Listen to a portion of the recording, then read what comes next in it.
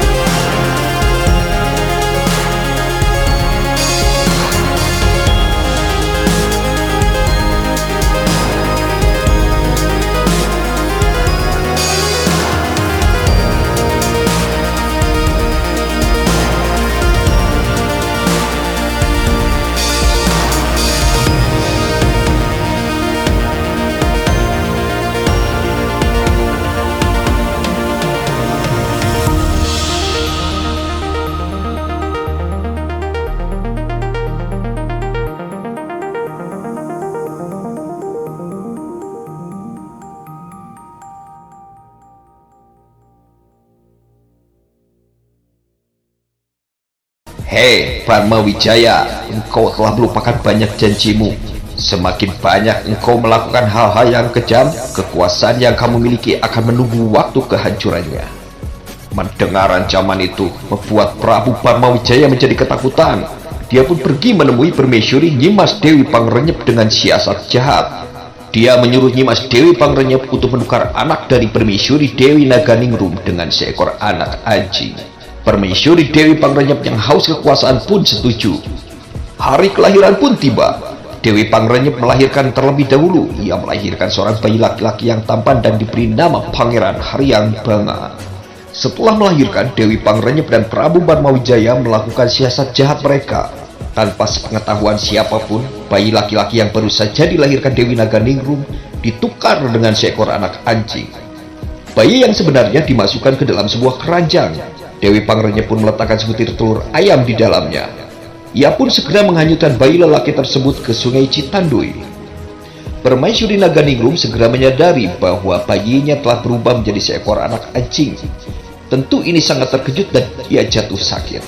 Kedua pelaku pun menggunakan berita itu untuk menyingkirkan Dewi Naganingrum dari istana dengan mengatakan bahwa sang permaisuri telah membuat kebohongan kepada rakyat dan telah melahirkan seekor anak anjing. Sambil pura-pura marah, Prabu Barmawijaya menyuruh penasihat istana Ki Batara Lengser untuk membawa permaisuri ke hutan dan langsung membunuhnya. Dalam perjalanan untuk menjalankan tugasnya, Ki Batara Lengser berpikir untuk menyelamatkan Dewi Naganingrum tanpa sepengetahuan siapapun. Ki Lengser yakin jika kejadian yang menimpa Dewi Naganingrum adalah suatu kebohongan. Ki Lengser membuatkan sebuah gubuk untuk tempat tinggal Dewi Naganingrum. Setelah gubuk itu selesai dibuatnya, dengan terpaksa Ki Lengser meninggalkan Naganingrum seorang diri. Sebelum ia pergi, ia pun berjanji akan mengunjunginya untuk mengelabui Raja dan Ratu Pangrenyep bahwa ia telah melakukan perintah mereka. Ia menunjukkan kepada mereka pakaian Dewi Naganingrum yang telah berlumuran darah binatang. Di tepi sungai Citanduy, keranjang berisi bayi laki-laki pangeran kerajaan Galuh itu ditemukan oleh sepasang suami istri tua yang bernama Aki dan Nini Balangan Terang. Keduanya tak memiliki seorang anak pun dan bekerja sebagai seorang nelayan. Dengan berlalunya waktu, bayi tumbuh menjadi seorang pemuda yang baik dan rupawan. Suatu hari, dia menemani orang tuanya berburu di dalam hutan. Lalu mereka melihat seekor burung dan monyet. Lalu anak itu bertanya, "Binatang apakah itu, Aki?" Sang anak bertanya, "Oh, burung itu disebut ciung dan monyet itu adalah wanara, anakku," jawab sang Aki. "Lalu, kenapa mereka punya nama sementara saya tidak, Aki?" Sang Aki sedikit kebingungan dan akhirnya menjawab, "Baiklah, anakku, pakailah nama burung dan monyet itu. Sejak saat ini, kamu Aki namakan Ciung Wanara." Sejak saat itu, anak muda itu dikenal dengan nama Ciung Wanara.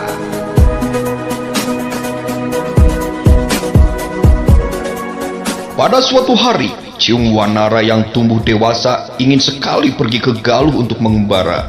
Awalnya orang tua angkatnya tidak mengizinkan, tapi karena anaknya terus memaksa, mereka pun merelakan anak itu pergi. Sebelum berangkat, Aki dan Nini Balangan Terang menjelaskan jika mereka bukanlah orang tua kandung Ciung Wanara, dan mereka percaya jika Ciung Wanara adalah anak dari penguasa Galuh.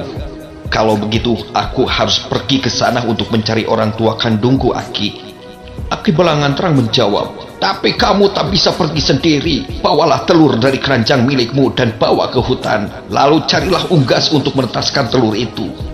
Ciung Wanara mengambil telur itu, pergi ke hutan seperti yang diperintahkan. Dia lalu bertemu seekor naga baik hati bernama Naga Wiru. Naga itu pun bersedia untuk menetaskan telur itu. Bersama ayam yang telah menetas, Ciung Wanara pun pergi menuju ibu kota untuk menemukan orang tuanya.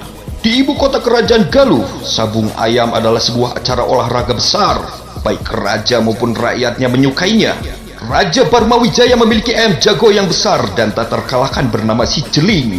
Saking hebatnya ayam itu, dia sampai sesumbar akan memberikan setengah kerajaannya jika ada yang berhasil mengalahkan si Jeling. Sementara itu, Ciung Wanara yang sudah sampai di ibu kota telah dikenal sebagai tukang sabung ayam yang terkenal. Ayam jago miliknya terkenal dengan nama si Jelung telah tumbuh menjadi petarung yang tak terkalahkan. Kabar tentang anak muda yang ayam jantannya selalu menang di sabung ayam akhirnya sampai ke telinga Prabu Barmawijaya, yang kemudian memerintahkan Ki Batara Lengser untuk menemukan pemuda itu. Ki Batara Lengser pun segera bertemu dengan Ciung Wanara. Dia pun langsung menyadari jika anak itu adalah anak dari Dewi Naganingrum yang telah hilang. Ki Batara Lengser pun mengatakan semua pada Ciung Wanara bahwa raja telah memerintahkan hal tersebut selain menuduh ibunya telah melahirkan seekor anjing. Mendengar itu, Ciung Wanara pun bersedia menerima tantangan dari sang raja. Keesokan paginya, dia bertemu dengan sang raja dan meminta setengah kerajaannya. Sang raja yang sombong setuju. karena dia yakin jika ayam miliknya tak akan mungkin terkalahkan. Pertandingan pun diadakan di tengah alun-alun istana dan disaksikan oleh semua rakyat. Si Celing sebenarnya sedikit lebih besar dari ayam jago Ciwanara si Celung. Namun, ayam Ciwanara lebih kuat karena dierami oleh naga sakti Nagawiru. Akhirnya, dengan mudah ayam milik sang raja pun terdesak kalah, hingga Ciwanara pun memenangkan pertandingan sabung ayam. Sesuai dengan perjanjian yang telah disetujui, sebagian wilayah barat kerajaan Galuh diserahkan kepada Ciwanara. Ciwanara yang telah diangkat menjadi raja dari setengah kerajaan, merencanakan sebuah siasat untuk menghukum Prabu Barmawijaya